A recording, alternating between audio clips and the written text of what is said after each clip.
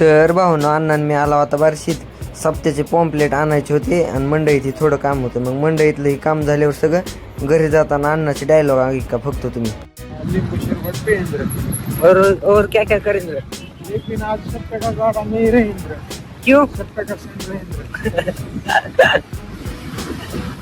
सप्ता सरकुंबा करेंद्र घर पे, सरकुंबा रसगुल्ले, मिरची भजी, गुलगुले, सरकुंबा. आज जरा चार ज्ञानाच्या गोष्टी सांग की पब्लिकला. और सप्ता के घर पे मेहमान आएंद्र. कुणाच्या? सप्ता लस्सी वाले के घर पे मेहमान आएंद्र. हा बर चालेल रे. मग आता घरी पर जाईन रे. बार्शीत नाही आता पकवाज पण घेऊन आलता. पकवाज आणला की रणजित शेटने घेतला डायरेक्ट पकवाज आणि लागला वाजवायला. बघ आता कसा वाजवतो तालात नुसता. ए बारीक हो.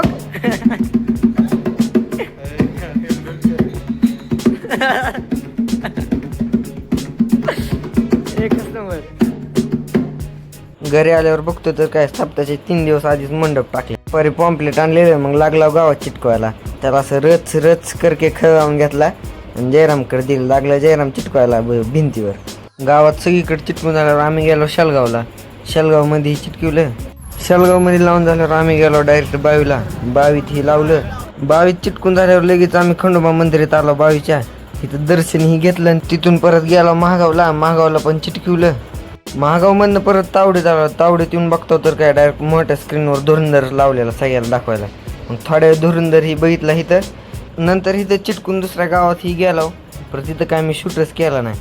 तर मग आजचा आपला ब्लॉग इथं संपू. Bye bye.